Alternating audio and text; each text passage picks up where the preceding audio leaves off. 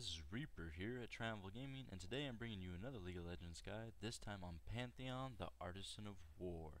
This is going to be a top lane guide for the Pantheon, as most of y'all know him, or will get to know him as you play the game. A couple things about Pantheon really quick. He is an extremely fun champion to play. He can play in the jungle too and do a good job at it, but we're going to be going over the top lane build. His combo, which we'll go into in his abilities, is just it's really great, and he can initiate team fights. Let's just say he makes a very dramatic entrance. Alright, so we're going to be going over his abilities, his masteries, runes, and then of course I'm going to have an item build and then some game footage at the end of the video. And let's go ahead and get into it. Let's get into his abilities. Alright, starting off with his passive, Aegis Protection. After attacking or casting spells 4 times, Pantheon will block the next incoming basic attack or turret attack. This helps you out dramatically with attacking under turret and with blocking off a lot of abilities like Fiora, for instance, when she does her ultimate. If this is up, you can block one of her attacks, and then you can use your W, which we'll talk about in a second, and jump onto another, like a minion or whatever nearby, so you can block her next attack. This just, if you learn to use this really well, it'll help you out in a lot of team fights and a lot of sticky situations. Q, his spear shot.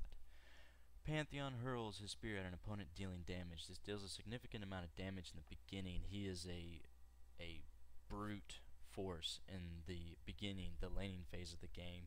This is going to be the first point. Your Q is what you're going to put your first point in. Sorry. So this is going to be your harassing ability. The Aegis of Zonia. Pantheon leaps at an enemy and bashes the enemy with his shield, stunning them. After finishing the attack, Pantheon readies himself to block the next attack. That's what I was talking about with his Aegis of Protection and Aegis of Zonia. When you hit your W, this will jump on the enemy player, as it explains itself, really, and then you'll stun them for a second. And that time doesn't increase as you level up the ability, but it'll stun them, and you will be able to block the next attack from them after their stun is up. If they decide to attack you, okay, you can block it off, whatever it is. Heartseeker, E. Pantheon focuses and unleashes 3 swift strikes to an area in front of him, dealing double damage to champions. Pantheon also becomes more aware of his enemy's vital spots, allowing him to always crit enemies below 15% health. So, when an enemy is below 15% health, your basic attacks and your spear shot are going to crit on them. So, really quick over the points, what you're going to level up first is spear shot. So your first point is going to go into Q, your second point into W, your third point into E. Your E is going to be the second ability that you level up, then W. You just mainly want W in the beginning so you can get that stun. And then Grand Skyfall. Pantheon composes himself, then leaps into the air to a target, striking all enemy units in an area. Enemies closer to the impact point take more damage. This is his dramatic entrance. This can initiate team fights. The con about it is it does take a while, and it's a big circle for the enemy players to see, so they can easily move out of the way. But if they're not paying any attention, you can catch a lot of them off guard. Or if there's a team fight that's about to happen, and say one of your champions initiates it and you're far off, you can jump in. This is another move also. You don't have to take teleport in the top lane with Pantheon. This the cooldown on his ultimate will be less than the cooldown on teleport, of course.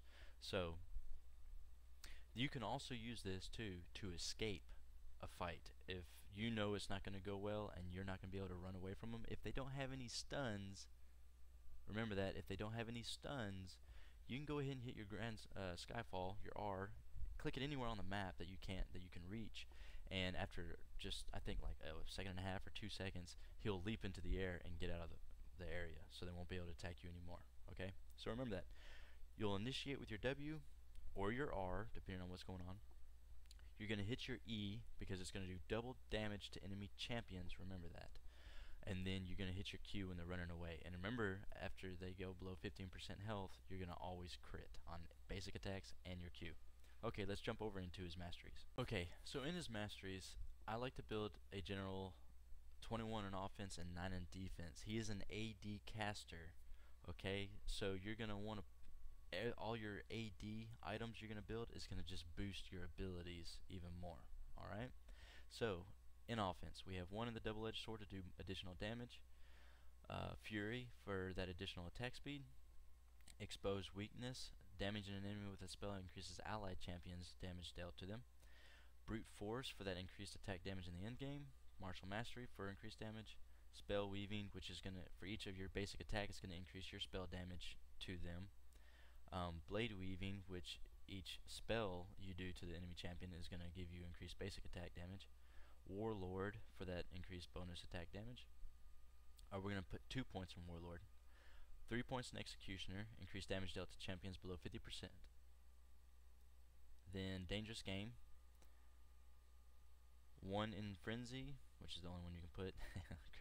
Critical hits grant plus 5% attack speed for 3 seconds. Devastating Strikes for we're gonna put 1 point in this just so we can jump down to Havoc, but so you can get that armor penetration, and then Havoc for increased damage, overall damage. Then in the defense, we're gonna have the 2 in Recovery, 2 in Block, 1 in Unyielding, 3 in Veteran Scars for that additional health, and then Juggernaut for that increased maximum health. You can put a couple points in utility, like his movement speed, because he has a higher base movement speed than most champions. So this can help you move around a little bit quicker. But I generally like to go overall with that defense. I like to get that point into Juggernaut. I think that helps me out a little bit more than 1.5% or 1%, 1.5%, whatever it is, movement speed. So, you know, pros and cons about everything. You choose however you want to. Let's go ahead and jump over into his runes. Alright, so in his runes, pretty basic. We're going to go with the movement speed, other than Greater Quintessence, or the Quintessences. And we're going to go for some armor penetration. Now you can go for some attack damage, but this is going to help you out in the beginning, in the laning phase, because most of your top lane champions are going to be fighters, so they're going to have a little more armor. So you can change that up if you want to. The seals, we'll go with the armor, and then with the glyphs, we're going to go ahead and go with the magic resist. This is going to help you in fighting against some of those top lane AP champions. We can switch these out with the scaling magic resist if we want to, but this is going to help you out initially and make you more of a brute in the laning phase. So let's go ahead and jump over to that item build. Alright, so in the item build, I do have this zoomed in like I did on the runes. Unfortunately, my editor for some reason will not pick up whatever I scroll over. It'll just show me pointing to it, so I wanted to show it like this so y'all could at least read a little bit of what I'm talking about. So starting items, 3 of the starting items. It depends on how you want to play, who you're going against. I generally will take boots for that mobility getting around, so I can take a couple of extra pots for that sustainability in the lane. Your Doran's Blade will give you some health, some attack damage, and some lifesteal. So it will give you some sustainability, but you won't get any pots. You only get 1 pot with it. Same thing with the Doran's Shield. It's going to give you additional health and that increased health regen. So you can take some pots with the boots, or just 1 pot if you go with these. And I do suggest taking 2 and 2 on those if you go with the boots, because that mana, you're going to be using it a lot, spamming that Q. Alright, your first recall. We're going to build a Trinity Force first. Yes, I know I said he's an AD caster. Some of his abilities use AP, but this is mainly for the movement speed, a little bit of extra critical chance, and it gives you attack damage and attack speed also, with giving you health and mana, because you are going to be kind of mana hungry in the beginning. So my first recall, we're actually going to get Phage for some health and some attack damage, if you can get it. If you, for some reason, are needing to build tanky, because the enemy champion is just beating you all to shit, then pick up a Giant's Belt for that additional health, and you can build it into an armor item later on. Or if you're wanting to go just for a straight attack damage items and you're not wanting to build a Trinity Force, go with a Brutalizer for that increased cooldown reduction, armor penetration, and attack damage. Alright, so the core that we're going to try to build, that I generally like to build, is a Trinity Force, the Black Cleaver for health, attack damage, and cooldown reduction, and the armor penetration that it brings along with it. The Ravenous Hydra for a significant amount of attack damage, some health regen, and some lifesteal. Also, this does AoE damage, so not only do you have your E to help you clear out minion waves, you also have this to do AoE damage. Your Infinity Edge, this will give you a significant amount of damage, increase your critical strike chance, and of course increase the critical strike damage. So remember, Anything under 15% you always critically strike. Well, if you have this, it's going to do even more damage and help you melt them down faster, so they don't have a chance to get that one more shot off on you if you're in a really tight duel. Okay? And then Warmog's Armor. I say build Warmog's Armor because it's going to give you increased health overall, and it's going to restore 1% of your maximum health every 5 seconds. So when you're losing health, it's going to help you out with that health regen. Okay? Now the Warmog's Armor would help out even more with the situational item that I have here, Maul of the Malmortis. This gives you attack damage and magic resist. I put it in as a situational because you're not always just going to get it unless you are needing some magic resist. If you know, most teams are going to have at least one AP champion on there, especially if they're getting carried away. You will need to build a little bit of magic resist, but this will give you some attack damage also in there.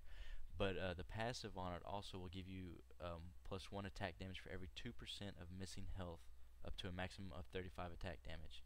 Also, it grants you a shield when a magic ability knocks you below 30% health. You'll get a 400 magic damage shield, so that will help you out against those AP champions.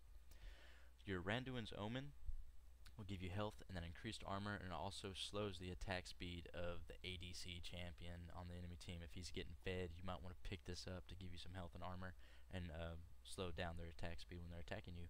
Also, if you activate it, it slows down enemy champions trying to run away. Your Spirit Visage, this is pretty much a no-brainer if you're needing a lot of magic resist, because it gives you health, magic resist, a lot of health regen, cooldown reduction, and also increases your self-healing, health regen, lifesteal, and spell vamp effects by 20%. So that is a great number.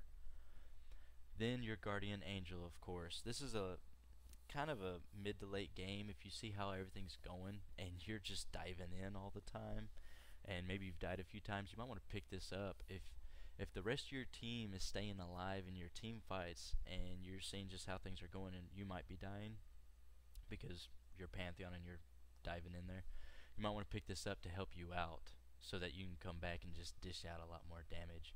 Now the boots, these are completely situational. The boots of mobility give you a greatly increased amount of speed when you're out of combat.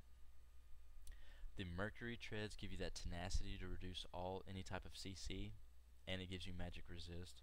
And then your Ninja Tabby, if you're needing to build a significant amount of armor, and it also blocks 10% of the damage from basic attacks. So it's going to help you out with those ADC or AS champions.